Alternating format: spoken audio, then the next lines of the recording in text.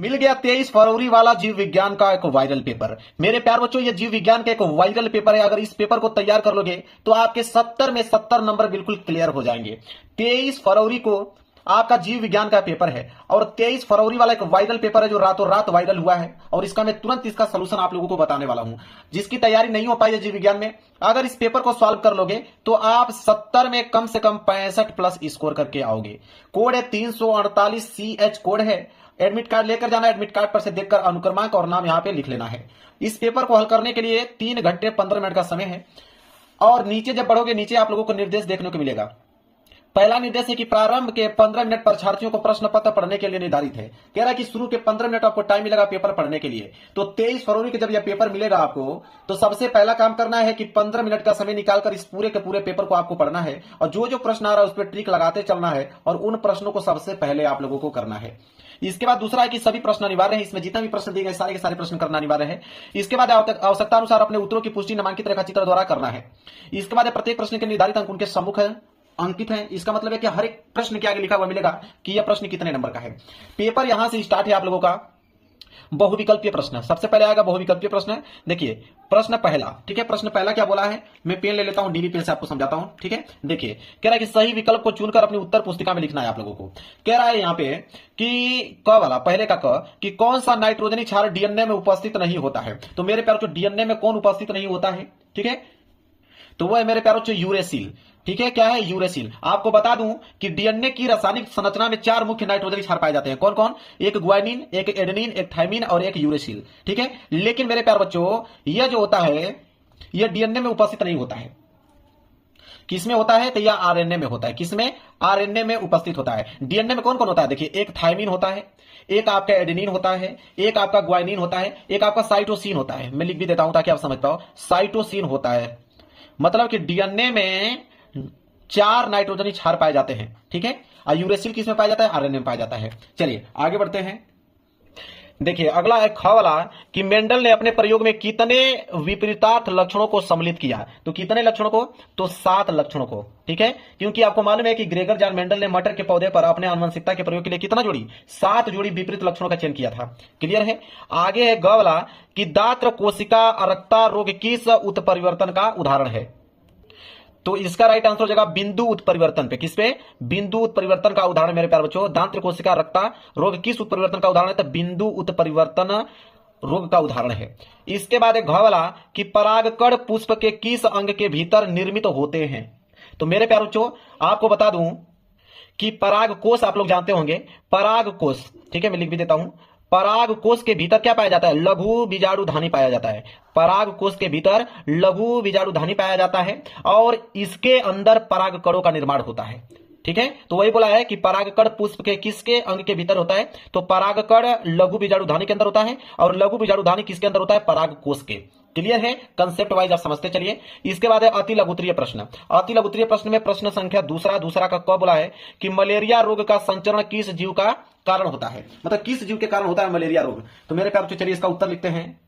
देखिए इसका उत्तर होगा कि मलेरिया रोग का संचरण मादा एनोफिलियस मच्छर के काटने से होता है। बस इतना ही आपको लिखना है कि मादा एनोफिलीज मच्छर के काटने से होता है। थोड़ा जानकारी के लिए मैं बता दूं आपको कि यह मच्छर जो होता है वो प्लाज्मोडियम नामक परजीवी को एक व्यक्ति से दूसरे व्यक्ति तक पहुंचाता है। ये थोड़ा नॉलेज के लिए बता दूं, लेकिन आंसर आपको इतना ही लिखना है कि मलेरिया रोग का जो संचरण होता है वो मादा एनोफिलीज मच्छर के काटने से होता है। इतना ही पॉइंट लिख दोगे, नंबर एग्जामिनर आप लोगों को दे देगा। इसके बाद देखिए दूसरे का ख कह रहा है कि पीसीआर संकेताक्षर का पूरा रूप लिखना है, 1 नंबर के लिए है। तो देखिए इसका हो जाएगा पीसीआर का पूरा नाम। तो पीसीआर का पूर्ण रूप होता है पॉलीमरेज चेन रिएक्शन। इतना ही आपको लिखना है। पीसीआर का पूरा नाम क्या होता है, पॉलीमरेज चेन रिएक्शन। जानकारी के लिए थोड़ा बता दूं कि यह एक आणविक जीव विज्ञान की तकनीक है जिसका उपयोग हम कहां करते हैं, डीएनए की एक छोटी मात्रा से उसकी लाखों करोड़ों प्रतियां बनाने के लिए उपयोग किया जाता है। आपको यह पूरा आंसर नहीं लिखना है, ठीक है। आपको सिर्फ आंसर कहां तक लिखना है, यहां से लेकर यहां तक लिखना है। मैं आपको बताता चल रहा हूं कि आंसर कहां तक लिखना है एग्जाम में, सिर्फ इतना। ये तो मैं सिर्फ जानकारी के लिए बता रहा हूं आप लोगों को, ठीक है। आंसर इतना ही सिर्फ आपको एग्जाम में लिखना है। इसके बाद है कि किसी एक पारजीनी जंतु का नाम लिखिए। तो किसी एक पारजीनी जंतु का नाम, तो यहां पे लिखोगे कि एक प्रमुख पारजीनी जंतु का नाम है रोजी नामक गाय। बस इतना ही लिखना है, यहां से स्टार्ट करना है और यहां पे आपको समाप्त कर देना है। और नॉलेज के लिए अगर बता दूं तो लिखिएगा इसमें कि यह पहली पारजीनी गाय थी जिसके दूध में मानो प्रोटीन अल्फा लेक्ट एल्बुमिन पाया जाता था, जो प्राकृतिक गाय के दूध की तुलना में मानव शिशुओं के लिए अधिक पोषक होता है उसमें। लेकिन आंसर कहां से कहां तक लिखना है, यहां से लेकर यहां तक ही एग्जाम में लिखना है, क्योंकि 1 नंबर का सवाल है। ये पूरा जानकारी के लिए आपको बताया हूं ताकि आप इसके बारे में जानते रहो, ताकि दीर्घ उत्तरीय में इन चीजों का काम आएगा। लेकिन आपको अति लघु उत्तरीय करो तो यहां से लेकर यहां तक ही बस आंसर लिखना है। उसका नाम पूछा है, जस्ट उसका नाम बता के हट जाओ। इसके बाद है कि पुष्प के रंगीन आकर्षक दल किस प्रकार के परागकण हेतु उपयुक्त है, 1 नंबर के लिए प्रश्न है। तो देखिए इसका आंसर होगा कि पुष्प के रंगीन आकर्षक दल कीटों को अपनी ओर आकर्षित करने के लिए होते हैं। यह विशेषता मुख्य रूप से कीट परागण के लिए उपयुक्त होती हैं, जहां कीट मकरंद की खोज में फूल पर बैठते हैं और परागकण में सहायता करते हैं। क्लियर है। लेकिन हमें कहां तक लिखना है, क्या बोला है कि पुष्प के रंगीन आकर्षक दल किस प्रकार के परागकण हेतु उपयुक्त होता है मेरे प्यारे बच्चों। तो आप लिख सकते हैं कि पुष्प के रंगीन और आकर्षक दल कीटों की अपनी ओर आकर्षित करने के लिए होते हैं। बस यहां से लेकर यहां तक, यहां से स्टार्ट कीजिए, यहां पे समाप्त कर दीजिए। इतना ही पॉइंट आपको पेपर में लिखना है। इसके बाद है कि पारिस्थितिकीय तंत्र की शब्दावली में हरे पादपों हेतु किस शब्द का प्रयोग करते हैं, 1 नंबर के लिए। तो यहां पे आप लिखिएगा कि पारिस्थितिकीय तंत्र की शब्दावली में हरे पादपों को उत्पादक कहा जाता है। बस यहां से लेकर यहां तक, मतलब उत्पादक के रूप में प्रयोग करते हैं। बाकी जानकारी के लिए बता दूं तो उसमें लिखेगा कि चूंकि यह प्रकाश संश्लेषण की प्रक्रिया द्वारा सौर ऊर्जा का उपयोग करके अपना भोजन स्वयं बनाते हैं, इसलिए इन्हें स्वपोषी प्राथमिक उत्पादक माना जाता है। मतलब जो भोजन अपना स्वयं बनाते हैं उसे हम लोग बोलते हैं यहाँ पे स्वपोषी। क्लियर है। एग्जाम में कहां से कहां तक लिखना है, यहां से लेकर यहां तक लिखना है, सिर्फ 1 लाइन। इसके बाद आगे बढ़ेंगे। इसके बाद आ जाएगा आपका लघु उत्तरीय प्रश्न फर्स्ट। ठीक है, इसमें आएगा प्रश्न संख्या तीसरा का कवला है आप गठन को परिभाषित कीजिए, 2 नंबर के लिए प्रश्न है। आप गठन को परिभाषित कीजिए, 2 नंबर के लिए प्रश्न है। तो देखिए इसका आंसर कितना लिखोगे, 2 नंबर के लिए इतना काफी है। लिखोगे कि आप गठन वह जैविक या रासायनिक प्रक्रिया है जिसमें जटिल कार्बनिक पदार्थों को सूक्ष्म जीवों जैसे जीवाणु और कवक द्वारा सरल अकार्बनिक पदार्थों जैसे कार्बन डाइऑक्साइड, जल और पोषक तत्वों में तोड़ा जाता है। और यह प्रक्रिया जो होता है पारिस्थितिकीय तंत्र में पोषक तत्वों के चक्रण के लिए अनिवार्य है। इतना पॉइंट आपको लिखना, 2 नंबर आप लोगों को मिल जाएगा। इसके बाद चलिए देखते हैं अगला प्रश्न। अगला प्रश्न है आपका ख वाला कि किन्हीं 2 किण्वित पेय का नाम लिखिए। तो किन्हीं 2 किण्वित पेय का नाम लिखना है।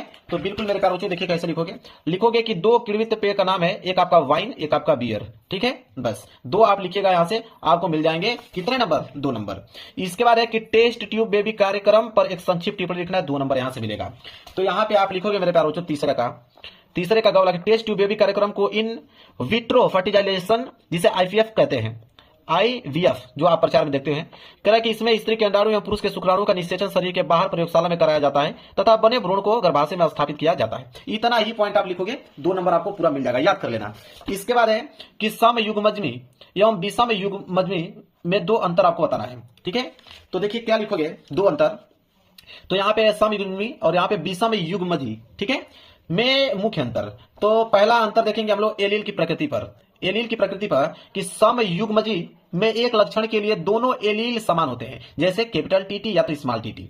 जबकि अगर हम विषम युग्मजी में बात करें तो विषम युग्मजी में दोनों एलील असमान होते हैं, एक कैपिटल होगा तो एक स्मॉल टी होगा। ठीक है, इसके बाद अंतर हम जनन के हिसाब से देखेंगे। तो जनन के हिसाब से अगर अंतर देखें तो समयुग्मजी जीव स्वपरागण या स्व निषेचन पर हमेशा समान लक्षण वाली संतान शुद्ध वंशक्रम उत्पन्न करते हैं, जबकि विषम युग्मजी जीवों की संतान में प्रभावी और अप्रभावी दोनों लक्षण दिखाई दे सकते हैं। तो मैंने जनन के हिसाब से और एलील की प्रकृति के हिसाब पे हमने इसका अंतर बताया है। क्लियर है। इसके बाद देखिए लिखिएगा, अगला है कि राइबोसोम के 2 कार्य को बताइए। तो देखिए राइबोसोम के 2 कार्य बताना है। तो यहां पे लिखिएगा कि राइबोसोम के 2 प्रमुख कार्य हैं, एक होता है प्रोटीन का संश्लेषण करना, एक होता है आनुवंशिक कूट का वाचन करना। तो देखिए प्रोटीन संश्लेषण में लिखेंगे कि राइबोसोम कोशिका के भीतर प्रोटीन बनाने का मुख्य स्थल है, इसलिए इन्हें हम लोग क्या कहते हैं, कोशिका की प्रोटीन फैक्ट्री भी कहा जाता है। और आनुवंशिक कूट का वाचन में लिखेंगे कि यह संदेशवाहक आरएनए पर उपस्थित आनुवंशिक सूचनाओं को पढ़कर अमीनो एसिड की श्रृंखला बनाने में मदद करता है। तो राइबोसोम के 2 कार्य पूछा था, एक प्रोटीन संश्लेषण, एक आनुवंशिक कूट का वाचन। ठीक है, हमने बता दिया। इसके बाद स्टार्ट होगा लघु उत्तरीय प्रश्न सेकेंड, जो कि 3-3 नंबर वाले प्रश्न रहेंगे। चौथा प्रश्न है, चौथा का क वाला कि बहुभ्रूणता पर संक्षिप्त टिप्पणी लिखे, 3 नंबर का सवाल है। ठीक है, तो देखिए चौथे का क लिखेंगे कि एक ही बीज में एक से अधिक भ्रूणों के उत्पन्न होने की प्रक्रिया को बहुभ्रूणता कहते हैं। इसकी खोज की अगर बात करते हैं सर्वप्रथम एंटोनो वान ल्यूवेनहाक ने संतरे के बीजों में की थी। यह अक्सर जिम्नोस्पर्म जिसे हम लोग अनावृत बीजी बोलते हैं, पौधों में सामान्य रूप से पाई जाती है, लेकिन कुछ एंजियोस्पर्म जैसे नींबू, संतरा, आम में भी यह देखी जाती है। इतना पॉइंट अगर आप लिखते हो तो इतना ही पॉइंट का आपको एग्जामिनर कितना नंबर देगा? 4 नंबर देगा। समझ लीजिए, इतना सरल आंसर आपको कोई नहीं बताएगा। यही किताब में आंसर ढूंढ के देखिएगा कितना बड़ा मिलेगा, याद भी नहीं कर पाओगे आप। ख वाला है आपका कि स्त्री केसर के 3 अंगों को चित्र सहित आपको दर्शाना है। तो चित्र सहित दर्शाना है तो यहां पर लिखेंगे कि स्त्री केसर के 3 मुख्य भाग निम्नलिखित है। कौन कौन? एक है आपका वर्तिकाग्र, जिसमें लिखेंगे कि यह स्त्री केसर का सबसे ऊपरी भाग हो जो परागकणों को क्या करता है? ग्रहण करता है। वर्तिकाग्र का कार्य क्या होता है कि यह स्त्री केसर का सबसे ऊपरी भाग होता है, यह परागकणों को ग्रहण करता है। फिर आता है वर्तिका। वर्तिका होता है कि यह एक लंबी नली जैसी संरचना है जो वर्तिकाग्र को अंडाशय से जोड़ती है। फिर आता है आपका अंडाशय, लिखेंगे यह स्त्री केसर का आधारभूत फूला हुआ भाग है जिसके अंदर बीजांड स्थित होता है। यही है मेरे प्यार बच्चों, सचित्र वर्णन के लिए बोला था, चित्र भी नोट कर लो। ठीक है, यह है चित्र, यही चित्र आप लोगों को मेरे प्यार बच्चों बनाना है। देखिए ऊपरी भाग है ना, ठीक है, यहां बोला है कि यह सबसे ऊपरी भाग होता है वर्तिकाग्र का। ठीक है, यहाँ पे ये आपका अंडाशय हो गया, ये आपका वर्तिका हो गया, ये तीनों को हम लोग बोलते हैं स्त्री केसर। और ये आपका परागकोश और तंतु, ये जो दिख रहे हो इसे हम बोलते हैं पुंकेसर। ये आपका तो दल पंखुड़ी आप जानते हैं, ये आपका वायुदल है। ठीक है, चलिए इसके बाद है ग वाला प्रश्न कि पुरुष लिंग की 3 सहायक ग्रंथियों के नाम लिखिए। 3 नंबर आपको मिलेगा। ठीक है, चलिए बहुत सरल बताऊंगा, आप लोगों को याद हो जाएगा। चौथे का ग, पहला है शुक्राशय। शुक्राशय में लिखेगा कि शुक्राणु के लिए पोषक तत्वयुक्त तरल स्रावित करते हैं। देखिए शुक्राशय का काम होता है कि शुक्राणु के लिए पोषक तत्वयुक्त तरल स्रावित करता है। दूसरा होता है प्रोटेस्ट ग्रंथि, लिखेगा शुक्राणु के संचार में मदद करने वाला अल्कालीन तरल बनाती है। इसके बाद आता है काउपर या बुल्बो यूरेथ्रल ग्रंथि। ठीक है, इसमें लिखेगा कि मूत्रमार्ग को चिकनाई प्रदान करने वाला स्राव उत्पन्न करता है। तो 3 पूछा था ना, तीनों का हेडिंग डाल के मैंने बता दिया यहाँ पे। इसके बाद घ वाला है कि प्राथमिक उत्पादकता एवं द्वितीयक उत्पादकता में अंतर आपको लिखना है। 3 नंबर का सवाल है। देखिए तो इसका लिखेंगे हम लोग कि प्राथमिक उत्पादकता किसे कहते हैं, पहले वो जानेंगे। तो हरे पौधे और शैवाल द्वारा प्रकाश संश्लेषण से सौर ऊर्जा को रासायनिक ऊर्जा में बदलने की क्षमता। द्वितीय उत्पादकता में लिखेंगे कि उपभोक्ताओं जानवरों द्वारा पौधों या अन्य जीवों के भोजन से ऊर्जा ग्रहण करने की वृद्धि करने की प्रक्रिया। ठीक है, तो इसे प्राथमिक उत्पादकता किसे कहते हैं भी बता दिया मैंने, द्वितीयक उत्पादकता किसे कहते हैं भी बता दिया। अब रही अंतर की बात, तो अंतर में लिखेंगे कि प्राथमिक उत्पादकता उत्पादकों से संबंधित है जबकि द्वितीयक उत्पादकता उपभोक्ताओं से संबंधित है। देखिए कितना सिंपल है, इतना पॉइंट लिखोगे मेरे प्यारे बच्चों तो आपके कितने अंक मिलेंगे? 3 अंक। अब प्रश्न संख्या 5वां, प्रश्न संख्या 5वें का क है कि प्राकृतिक वर्ण को किसी एक उदाहरण से आपको समझाना है। 3 नंबर मिलेगा। तो प्राकृतिक वर्ण को किसी एक उदाहरण से समझाना है, तो चलिए देखते हैं। 5वें का क, पहले देखेंगे परिभाषा, लिखेंगे कि प्राकृतिक वर्ण वह प्रक्रिया है जिसमें किसी प्रजाति के उन व्यक्तियों की जीवित रहने और प्रजनन करने की संभावना अधिक होती है जिनमें अनुकूल गुण होते हैं जबकि अनुपयुक्त गुण धीरे धीरे घट जाते हैं। क्लियर है। इसके बाद लिखेंगे, इसका क्या पूछा था? उदाहरण भी पूछा था ना। प्राकृतिक वर्ण तो मैंने बता दिया, उदाहरण भी पूछा है। तो देखिए उदाहरण भी लिखना जरूरी है। तो उदाहरण एनी डालने वाला लिखेगा कि औद्योगिक क्रांति के समय सफेद और काले रंग की पतंग में काले रंग की पतंगे काले पेड़ों पर शिकारियों से बचकर जीवित रही जबकि सफेद पतंगों की संख्या घट गई और इस प्रकार काले रंग का गुण जो है प्रजाति में बढ़ गया। क्लियर है। चलिए अब यहाँ पे ख वाला प्रश्न है कि प्रतिबंधन एंजाइम के कार्य को समझाइए। चलिए देखते हैं प्रतिबंधन एंजाइम के कार्य। तो सबसे पहले हम लोग परिभाषा देखेंगे कि प्रतिबंधन का परिभाषा क्या है। लिखेंगे कि प्रतिबंधन एंजाइम ऐसे एंजाइम होते हैं जो डीएनए को विशेष अनुक्रमों पर काटते हैं। ठीक है, और कार्य की अगर हम बात करें तो इनके कार्य हैं, पहला कार्य इसका यह है कि डीएनए को विशिष्ट स्थान पर काटना जिससे जीन या डीएनए अंश अलग किए जा सके। इसके बाद दूसरा है कि डीएनए क्लोनिंग और आनुवंशिक संशोधन में उपयोग। तीसरा कार्य इसका यह है कि बैक्टीरियो में विदेशी डीएनए को काटकर जैविक सुरक्षा प्रदान करना। क्लियर है। इसके कार्य भी मैंने बता दिया, परिभाषा भी मैंने बता दिया। अब ग वाला देखिए क्या है। ग वाला है कि अनुकूली विकर्ण पर एक संक्षिप्त टिप्पणी लिखिए 3 नंबर। तो अनुकूली विकर्ण पर एक संक्षिप्त टिप्पणी लिखना है। सबसे पहले परिभाषा देखते हैं 5वें का ग का परिभाषा कि अनुकूली विकर्ण वह प्रक्रिया है जिसमें एक ही पूर्वज प्रजाति से कई नई प्रजातियां विकसित होती हैं जो अलग अलग पर्यावरणीय परिस्थितियों के अनुसार अनुकूलित होती है। इसके बाद मेरे प्यारों उदाहरण भी पूछा है। देखिए इसके उदाहरण भी लिखना पड़ेगा हमें। तो उदाहरण में जैसे आप देख सकते हैं, जैसे गैलापागोस, ठीक है, गैलापागोस द्वीप एक ही पूर्वज पक्षी से अलग अलग द्वीपों पर अलग आकार और प्रकार की चोंच वाले पक्षी विकसित हुए जो वहां के भोजन और वातावरण के अनुसार अनुकूलित हुए। क्लियर है। चलिए अब घ वाला देखेंगे कि अनिषेक जनित फल पर एक टिप्पणी लिखना है आपको। ठीक है, अनिषेक जनित फल पर टिप्पणी लिखना है। सबसे पहले परिभाषा जानेंगे इसका। परिभाषा क्या है कि अनिषेक जनित फल वह फल होता है जो बीज विहीन रूप में बिना निषेचन के विकसित होता है। विशेषताएं हम उदाहरण देखिए। पहला लिखेंगे कि ऐसे फलों में बीज नहीं होते। फिर लिखेंगे कि ये कृषि में उपयोग होते हैं क्योंकि ये उपभोक्ता को बीज रहित फल पसंद आते हैं। इसके बाद उदाहरण की अगर हम बात करें तो उदाहरण होगा जैसे केला, खरबूजा, अंगूर, ठीक है, ये उसके उदाहरण हो गए। इसके बाद है प्रश्न संख्या 6। प्रश्न संख्या 6 का क है कि अपसारी विकास को उदाहरण सहित आप समझाइए, 3 नंबर मिलेगा। चलिए देखते हैं अपसारी विकास को उदाहरण सहित समझाने के बाद क्या है। तो सबसे पहले परिभाषा देखेंगे कि अपसारी विकास वह प्रक्रिया है जिसमें किसी जीव के अंग या संरचना धीरे धीरे क्षीण या अयुक्त होकर लुप्त हो जाते हैं क्योंकि उनका उपयोग जो है पर्यावरण में नहीं रह गया। ठीक है, इसके बाद लिखिएगा, इसके बाद इसका उदाहरण भी पूछा है ना, देखिए उदाहरण भी पूछा है, उदाहरण बताना बहुत अनिवार्य है। तो उदाहरण लिखिएगा, पहला कि मनुष्य में बुद्धि दांत, ये हेडिंग है कि मनुष्य में बुद्धि दांत लिखिएगा, वर्तमान में अधिकांश मनुष्य में इनका आकार छोटा या अनुपयोगी हो गया है। दूसरा लिखिएगा कि गहरे समुद्र में रहने वाले मछली, ये हेडिंग है, लिखिएगा अंधे गुफा मछलियों में आंखें विकसित नहीं होती क्योंकि रोशनी उपलब्ध नहीं है और इस प्रकार अपसारी विकास में अनुपयोगी अंग धीरे धीरे क्षीण होकर लुप्त हो जाते हैं। इसके बाद 6 का ख है कि अंतरण आरएनए पर एक संक्षिप्त टिप्पणी लिखिए, 3 नंबर। तो अंतरण आरएनए पर एक टिप्पणी लिखना है। देखिए क्या होगा, तो यहाँ पे होगा सबसे पहले परिभाषा में कार्य देखेंगे। तो देखेंगे अंतरण आरएनए एक प्रकार का आरएनए है जो अमीनो अम्ल को राइबोसोम तक ले जाकर एमआरएनए की जानकारी के अनुसार प्रोटीन संश्लेषण में जोड़ता है। प्रत्येक आरएनए में एक एंटीकोडॉन होता है जो एमआरएनए के कोडॉन से संरेखित होता है और यह प्रोटीन निर्माण में सही अमीनो अम्ल को सही क्रम में जोड़ने में मदद करता है। क्लियर है, कोई डाउट नहीं होना चाहिए। चलिए आगे ग वाला कह रहा है कि ओपियाइड्स ड्रगों को एक उदाहरण सहित परिभाषा आपको देना है, मतलब इसको परिभाषित करना है। तो ओपिडाइड्स, ठीक है, देखते हैं इसका। तो ओपियाइड्स देखिए यहाँ पे, ओपियाइड्स ड्रग्स वे दवाएं हैं जो दर्द कम करने, मानसिक सुख देने और नींद लाने के लिए उपयोग की जाती हैं और यह मस्तिष्क में मौजूद ओपियाइड्स रिसेप्टर्स पर कार्य करती हैं। उदाहरण देख लीजिए जैसे मॉर्फिन, यह गंभीर दर्द को कम करने के लिए चिकित्सकीय रूप में प्रयुक्त होती है। क्लियर है, चलिए आगे बढ़ते हैं।